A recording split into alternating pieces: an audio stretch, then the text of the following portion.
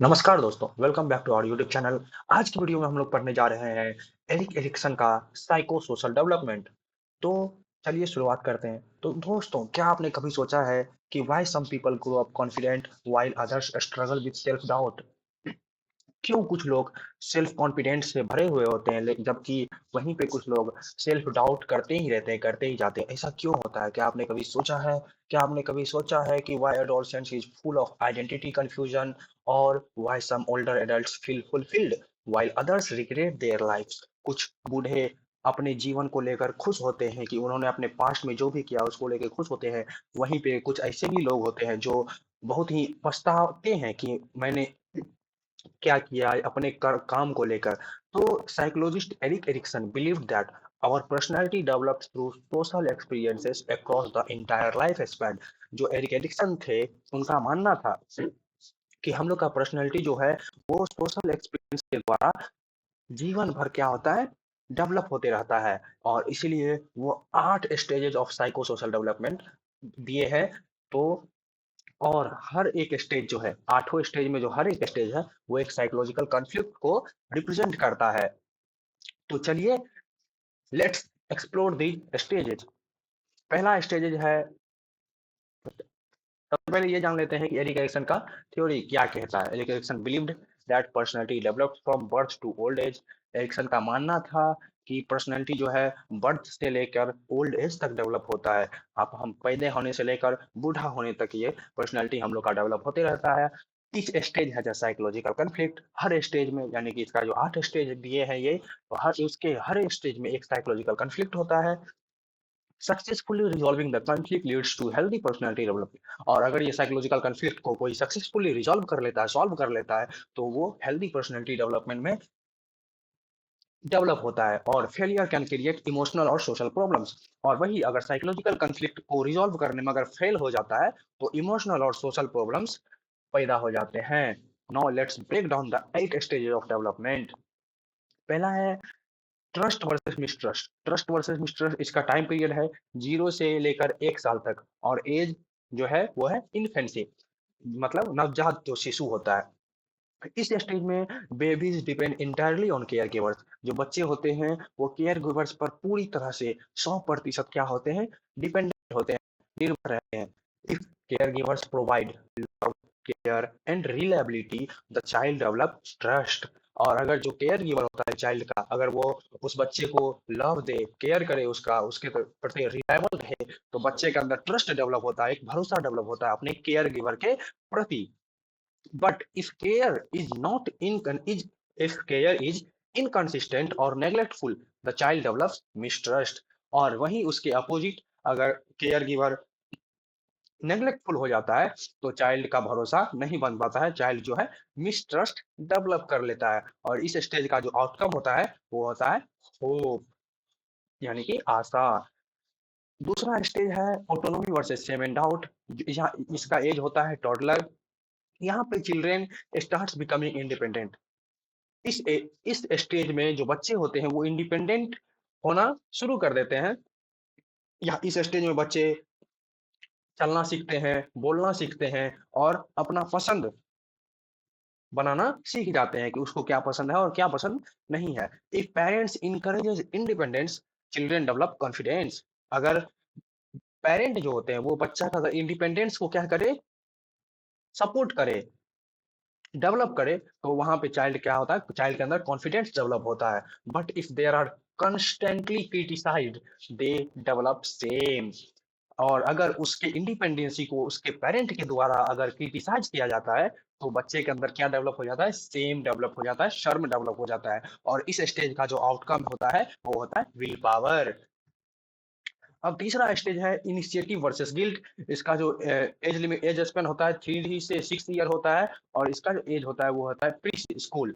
Pre school में बच्चे क्या करते हैं, children start exploring and initiating activities. यहाँ पे बच्चे जो है एक्सप्लोर करने लगते हैं, वो बहुत सारी चीजों को एक्सप्लोर करने लगते हैं, और कुछ कुछ एक्टिविटीज में ये लोग क्या होते हैं, इन्वॉल्व होने लगते हैं। They ask question like why, what is this. मतलब वो क्वेश्चन पूछना शुरू कर देते हैं, क्यों, ये क्या है, ये कैसे हुआ। और यहाँ पे अगर पेरेंट के द्वारा इसको इनकरेजमेंट मिलता है, तो यहाँ पे बच्चे के अंदर इनिशिएटिव डेवलप होता है और but excessive punishment creates guilt, इसीलिए इस स्टेज का नाम है इनिशिएटिव वर्सेस गिल्ट। और यहाँ का जो आउटकम होता है इस स्टेज का वो होता है पर्पस। स्टेज 4 यानी स्टेज 4 है का नाम है इंडस्ट्री वर्सेस इन्फीरियरिटी। इसका टाइम पीरियड है 6 से लेके 10 साल तक। एज लिमिट है स्कूल एज और children begins comparing themselves with others in school and social settings. Success in learning and task builds industry and competence. और सक्सेस और टास्क के लर्निंग में अगर सॉरी लर्निंग सीखने में और टास्क को कंप्लीट करने में अगर बच्चा सफल होता है तो उसके अंदर इंडस्ट्री और कॉम्पिटेंस डेवलप होता है। But repeated failure can create feeling of inferiority. अगर बच्चा बार बार फेल हो जाता है किसी सब्जेक्ट में या फिर अपने किसी टॉपिक को लेकर तो उसके अंदर चाइल्ड के अंदर इनफीरियरिटी डेवलप हो जाता है और इस स्टेज का आउटकम होता है कॉम्पिटेंस। अब पांचवा स्टेज है उसका नाम है आइडेंटिटी वर्सेस रोल कंफ्यूजन। इसका टाइम पीरियड है 12 से 18 साल। यहाँ पे एज जो होता है वो होता है एडोलसेंस और यह स्टेज जो है फोकस करता है डिस्कवरिंग पर्सनल आइडेंटिटी। यहाँ पे जो व्यक्ति होता है वो खुद के आइडेंटिटी को लेकर वो एक्सप्लोर करता है कि वो क्या है, वो क्या बनना चाहता है। और successful exploration leads to a strong identity. और अगर वो अपने इस एक्सप्लोरेशन में अगर वो सक्सेसफुल हो जाता है तो आगे जाके उसका एक स्ट्रॉन्ग आइडेंटिटी बनता है।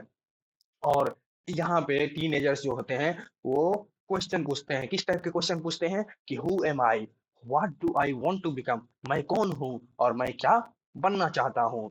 और failure results in role confusion.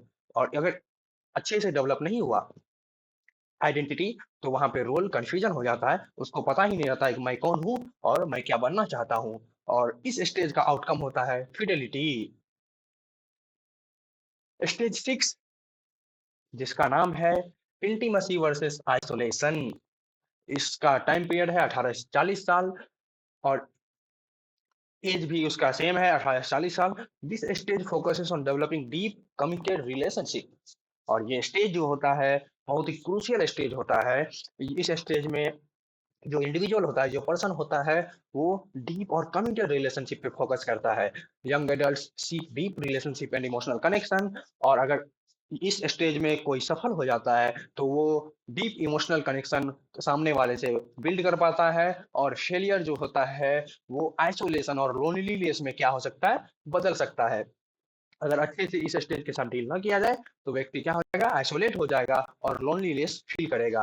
और इस स्टेज का आउटकम है of course love. The second last stage is generativity versus stagnation. The time period for this stage is 40 to 65 years.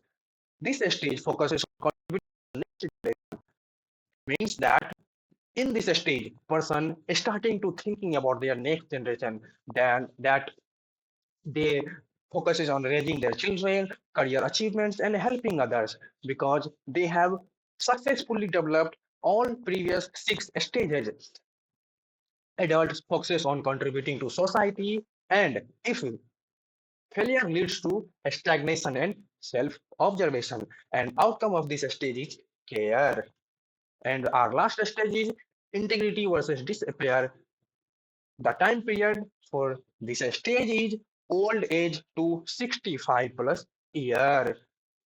In this stage, people reflect on their lives, that is what did they throughout their life, how their life happened, how what did they achieve, what did he do for their society, their life partner, their parents and their, if they feel proud and satisfied, they then their integrity develops. Integrity means a satisfied version of self develops.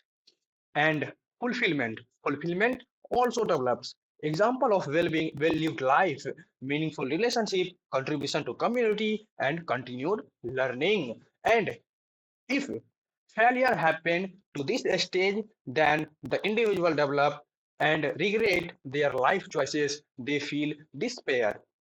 And outcome of this stage is wisdom. And Now we will conclude the Erik Erikson psychosocial theory. He says that Erikson's stages of development are lifespan theory. Success leads to integrity and fulfillment, and it is, I think, the same slide is repeated. Sorry for that. The continuing journey of personality and conclusion is written here over. Conclusion is written over here. According to Erik Erikson, personality is not formed in childhood alone. Erikson, like Freud, who believed that our personality is shaped to the only 5 years of age. But Erikson believed, in contrast to Freud, he believed that our personality do not develop in childhood alone. It continues to develop throughout the entire life. Every stage represents a challenge, and how we resolve those challenges shapes our identity, relationship, and life satisfaction. He said that each stage has some conflict, and if we get successful in order to conflicting that in order to resolving that conflict, we will shape our personality as fulfillment and integrity. And understanding these stages helps us better understand human growth, behavior, and emotional development. That's it for today's lecture. We will meet in the next lecture. Till then, take good care of your health. Bye bye. Bye.